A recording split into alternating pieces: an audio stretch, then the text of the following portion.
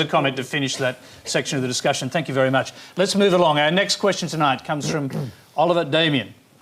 I have a question for Phillip Blond. Do you think that similar to what happened in the UK, Australian politics has fallen into the trap of individualistic social liberalism on the left and an equally individualistic economic liberalism on the right, to the detriment of society as a whole?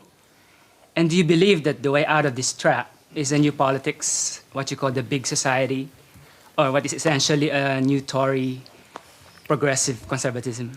You wrote that question, didn't you? I'm shocked. I'm shocked that Oliver grasps my politics far better than I do. So I'd like to talk to you, Oliver, and learn from you what I should believe. Philip, can I ask you, just for the audience who probably don't necessarily, apart from one or two of us, understand what big society is, give us a brief potted description. Look, what I want to suggest to you is that actually one of the reasons you're also angry about politics, one of the reasons you feel so cheated by contemporary politicians, is that actually the left and the right are the same, because both of them deliver the same outcomes. If you look across the Western world, what we've created is democracy produces oligarchy, money and power has flowed upwards, decisions and the capacity to make a difference are being stripped from ordinary people.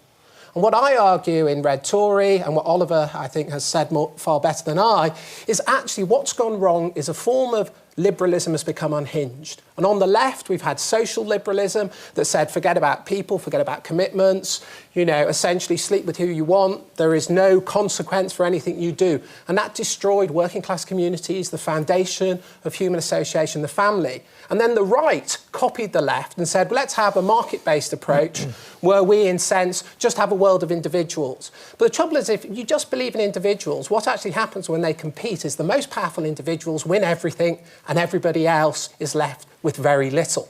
And that's the type of society we've created, a society that doesn't believe in anything, that just competes for its own self-interest. And what happens is we all lose. So my politics are about, what the big society is about, is restoring our society, ending social isolation and recapitalising the poor and indeed recapitalising the middle class and creating an economy that works for everybody and a society where people aren't abandoned and left alone.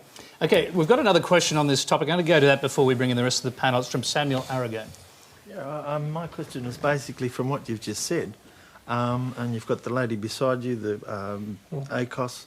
Already, wouldn't the egg's unscrambled, how are you going to go back to that? We don't have grandparents at home anymore that are going to look after your children, all that sort of thing, etc., etc. It's just, it'd be almost impossible to go back to that. Well, Samuel, and why would you want to, really? Well, you'd want to because people are going to need to. Because, you know, as I'm sure the Minister can attest later, we're in crisis situations with how we look after our old, how we look after our young, and indeed how we even secure ourselves. And there are ways to, in some sense, crowd in good behaviour. And one of the things we can do is simply shift the incentives that push money and power away from people and try to reverse them. So a lot of my politics are actually saying, look, let's empower small businesses, let's empower the self-employed, let's actually let those at the bottom of society be recapitalised. They can take over the budget spent on them. We should let them run and manage public expenditure in the budgets, precisely because that will stop them being passive, make them active. So the one thing we've sort of left out of this equation is you actually, if I understand it correctly, want to reduce the role of government in delivering social services in particular? Well, I want to reduce the role of government insofar as government isn't effective, but I want to increase the role of government insofar as government is effective. The government, for instance, can't love you. Across the world, if people go in car... Well, this government can, Philip. This government can. The last time I saw that on Q&A was when Zizek was stroking Tony's shoulder most affectionately, and I'm not sure it led anywhere good. Oh, okay. It didn't lead anywhere at all, except to other people responding to the question. So I'll bring in... I'll just bring in Cassandra here. You can keep coming in and out, but I want to hear what Cassandra's thoughts are, because she's obviously... Well, look, obviously, I think it'd be great if more politicians talked about love. I think that'd be fantastic, and a little bit more of that as part of the political discourse. But I think Philip's portrayal of where society has got to is kind of negative. It's not our experience. I've got to say, right across Australia, it's full of amazing people at community level, loving, Absolutely. Coming together, doing great work. We've got small initiatives going on the ground in local communities. I see people nodding in the audience. You're all involved in it. I mean, Australia-wide, we have 600,000 civil society organisations. Exactly. So that's one organisation for 36 people in Australia. It's full of this great activity. And does big government get in the way of all of this? No, I think, well, clearly there is a role for government. I mean, Philip talked about, the people who are the most vulnerable in society, and we have to have the basic social net in place to protect in case the community level of support is not there. We know that it's a basic international human rights standard. We have to have those basic protections in place.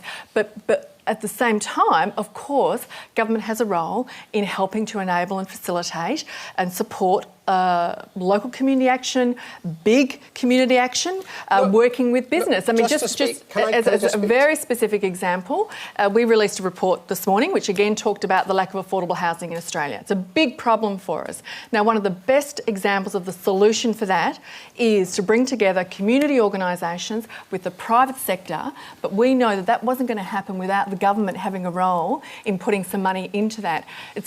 And we are starting to see the benefits of that coming together. Let me just ask Philip, I want to hear from the Minister after that, but I just want to ask Philip, to what degree do you take the government in Britain, do you take the government out of the equation? After all, you still have a national health system. I mean... Well, as you all saw at the Olympics opening ceremony, nurses cavorting for far too long on National Health Service beds. Look, the point I'm trying to argue isn't to eliminate the state. We need the state, but the state can only go so far. So in Britain, for example, where we have universal healthcare, we already have a disastrous postcode lottery.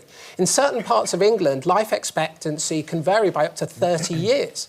The point is, how do you get from universal healthcare to effective healthcare?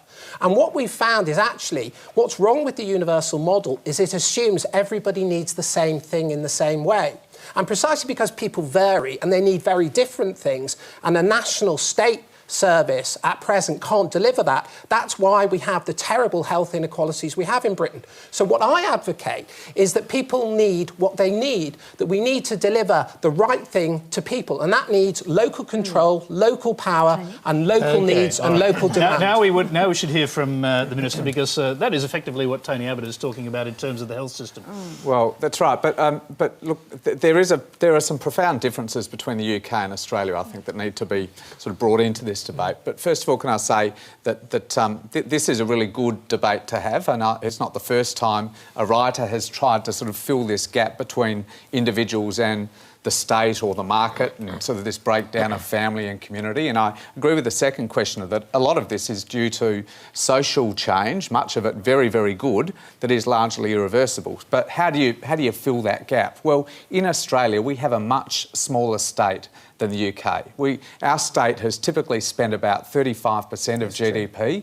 The UK spends about 50% of their GDP on government services. And the difference there of about $200 billion for the Australian economy is a vibrant community sector that Cassandra represents that has done the sorts of things that Philip is talking about in the UK. So Europe and Great Britain went down this path post-war of largely building a better society in the wake of the Depression and World War II based on a big state. We didn't do that. We had a relatively small state, one of the smallest spends on government services in the OECD, and nurtured that community sector in a way that I think Philip would like to see in the UK. Yeah, okay. Now, Philip, can I just interrupt just for a moment? Yeah. Sure. I know you're not actually going to be advising Tony Abbott, but you are going to be meeting him and members of the shadow ministry, his shadow ministry. Are there any specific areas you'll be telling them that could be changed by this big society idea in Australia? Well, I think sort of Tony Abbott has actually spoken rather convincingly about strong communities, and he's proposed the ideas around local controls of hospitals and local control of schools,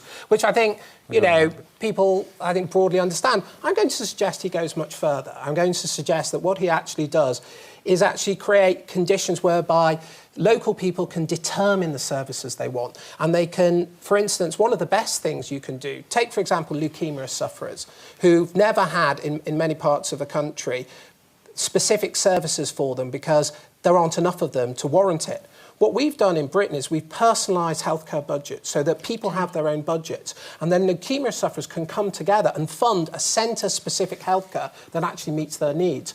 So what I'm trying to suggest is go much more local. You need much more radical localism to deliver the next step change to educational and health excellence that people need and demand. And I totally take your point. Australia is an example for Britain for exactly the reasons that you talked about. But the idea, if you look elsewhere in broader modern trends, where it's going is in crisis. And Australia is not isolated from the world. And unless you constantly try to recognise the trends that you want to resist, you have to be aware of the way the world's going. And these proposals will, I think, position Australia far better for the future. OK, all right. Yes, Brigade.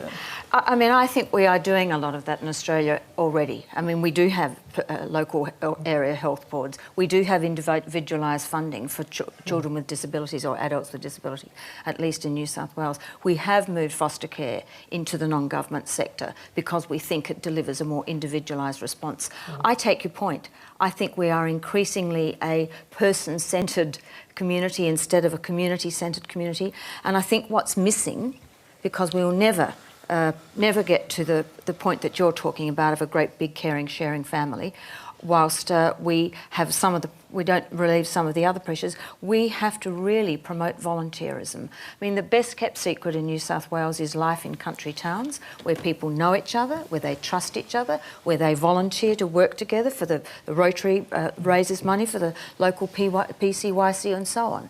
We have to give people time in their lives for volunteering, and we have to be able to enable people to trust each other again in cities. And that's what's missing. You know, first of all, we have relatively high rates of volunteering already in Australia, and our big concern is that if this message is that the glue of society is going to be filled by further volunteering and the withdrawing of funding support, then we risk who is going to put that time in? Can I just ask? For women who already do a lot of unpaid caring work, as you know from your time as Sex Discrimination Commissioner, who already do a lot of volunteering at the community level, but on the other hand, face serious poverty in later life because they're not in paid work in rates that would be in other countries. Okay. I want to bring in Peter Singer here, listening to the argument going backwards and forwards about big society versus big government. What are your thoughts? And let's bear in mind you live in the United States, where, we've just seen Mitt Romney take on someone who really wants to make small government smaller as his vice presidential candidate. I think Paul Ryan's ideas about slashing the state are really crazy. And in fact, the Catholic bishops, who I don't always agree with of the United States, have come out with a statement saying that Ryan's proposal would actually hurt hungry children, the vulnerable seniors. It's really going to hurt the weakest sections of society. And that does worry me, seeing the United States. And the idea that Philip is talking about more localisation and control worries me too, because in the United States, schools are locally funded. They're not funded either at the federal or at the state level, basically. They're funded from local property taxes. So it's obvious what that means. It does give the communities more control, but it means that the wealthy communities have better schools than the poor communities. But the poor communities are already in trouble anyway. Well, and the point that they're already want to make it worse. The point is, look, it won't make it worse actually because it's already about as bad as it can be. No. The point is the state is already failing in many Western societies to help the poor, and education is one of those reasons. For instance, the best indicator of a child's outcome in the United Kingdom is the postcode in which they're born. And that tells you that the rhetoric that we have is education, it's the same everywhere, so everything's okay. It isn't. The countries with the highest rate of social immobility are the United Kingdom, Italy for different reasons, and the United States. So can I just ask you, just to pick up some of the points that are being made here, what happens if you take away a lot of the government funding that goes to that postcode? Well, the argument for the big society isn't about taking away government funding. No, that's completely wrong. Absolutely. The argument for the big society is how do we use government funding in a far, far better way? For instance, 20% of every budget is lost by the management layer it moves through. So it just follows that if you can push that money out to the front line and let the front line use it, you'll get a far more efficient outcome. I know you don't want to talk about the Olympics, but that's one of the reasons Team GB did so well, because they didn't have centralised funding. They let small groups control